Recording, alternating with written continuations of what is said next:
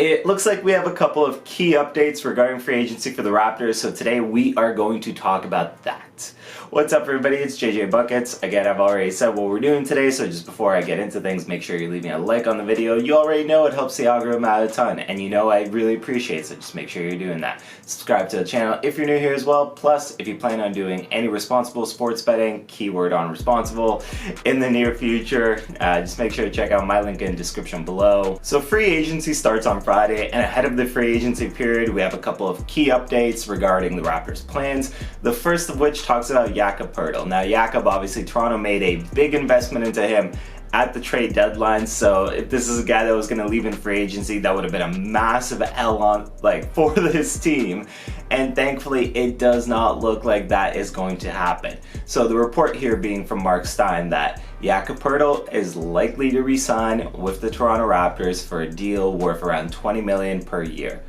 And just looking at that, fantastic news in my opinion, for obviously a couple of reasons here. Again, number one, I already talked about it. You made a pretty big investment into this guy, giving up draft capital at the deadline to acquire Jakob Poeltl, and he definitely did lift the team to at least a certain extent.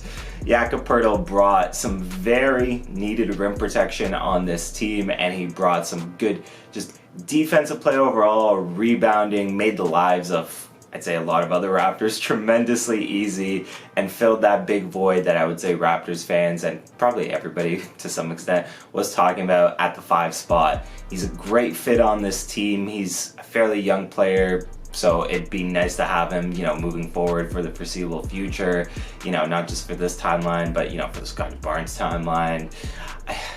I realize that I throw around the word timeline a lot, or at least it feels like I do, but again, he should be here hopefully for a long time. He's a good fit, and it looks like all indicators are he's going to stay. I think there was very little doubt that he was going to leave in the first place, although there were some rumors that maybe the Spurs would try to get him back, again, at which point it would have looked like the nastiest of L's if you were Toronto in that situation, trading San Antonio, to get Jakob Poeltl, and then, come free agency, Jakob just looks at it and goes, well, I'm gonna head back. So thankfully it's not the case. It looks like Jakob's gonna stick around, and I think that's a huge win for this team. The other report here obviously talks about Fred VanVleet, the other key free agent for the Raptors in this offseason, and it comes from Jake Fisher. I know a lot of Raptors fans aren't huge fans of Jake Fisher, so take it for what you will, but the report is that the Houston Rockets are preparing to field a very competitive offer for Fred VanVleet that would, result in Toronto having to field an even more competitive offer to keep him around.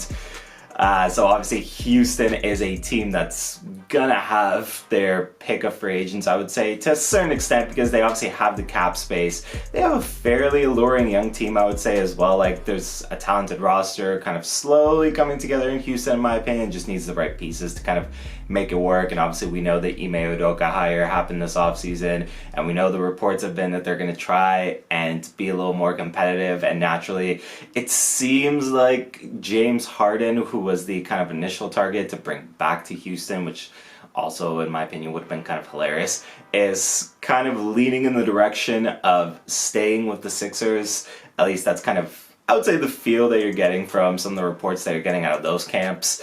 So with James Harden obviously sticking around in Philly, should that happen, the Rockets still have cap space. The Rockets still want to pursue vets. And Fred VanVleet, believe it or not, Raptors fans, because I know some of you really don't like Fred, is probably near the top of the list of free agents this offseason. And Houston is, getting ready to pounce. They are getting ready to acquire Fred. So if Toronto really does mean what they say in terms of some of the reports that they want to run it back, they want to, put this team back out there and, continue the growth of this group together, or just whatever the case is. I mean, quite frankly, you can tell I think this group needs a little bit of a shake-up, but that's just me. But yeah, if Toronto is intent on just keeping all these guys together, running them back, obviously with the additions of Grady Dick and whoever else they decide to bring in, then it's gonna take a decent financial commitment to bring back Fred by all indicators, which again, we've seen Bobby Webster come out, talk about the fact that he does want Fred back on this team. He considers him a leader, all that stuff, which is cool, I guess. I mean, look, I have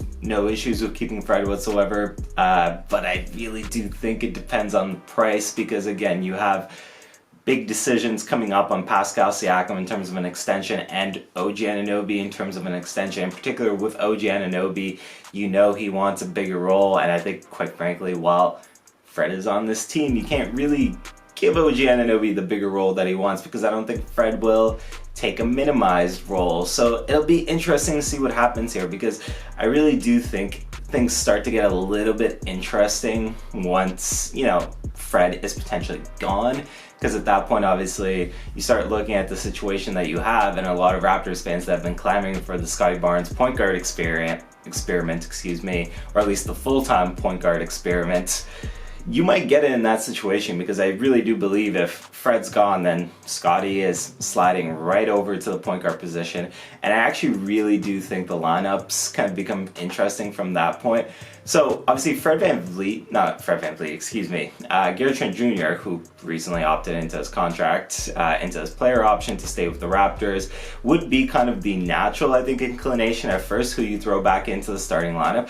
But I really also think there's some intrigue in terms of potentially taking Grady Dick and starting him alongside, where if you have like Scotty Barnes, Grady Dick, OG Anunoby, Pascal Siakam, Jakob Poeltl as your starting lineup, that's kind of a little bit interesting, again, just in terms of how Grady Dick really opens up spacing and the kind of value that he brings as, you know, a fantastic shooter. I was gonna say like one of the best shooters, but you know, obviously he was one of the best shooters in this draft class.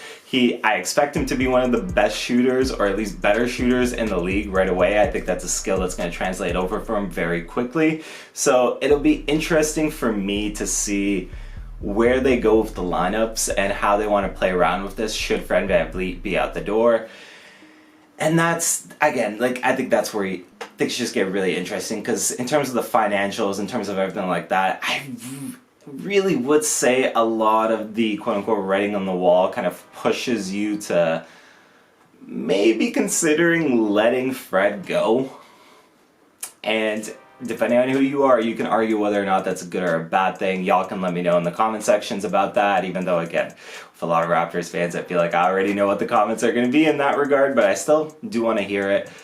And yeah, I really do think that does it for me. So as a final roundup, I guess, Jakob Poeltl looks like he's going to be here. Fred VanVleet really up in the air at this point, with Houston getting ready to potentially poach him. Yeah, that's been me for the day. At this point, just going to reiterate the usual drill. If you're still watching this, you know, and you haven't done it already, like the video. It takes a second. Huge difference, genuinely huge difference. I say it because I really do mean it. Subscribe to the channel if you're new here as well. And yeah, other than that, it's been JJ Buckets. It's been real, and I will see everybody next time.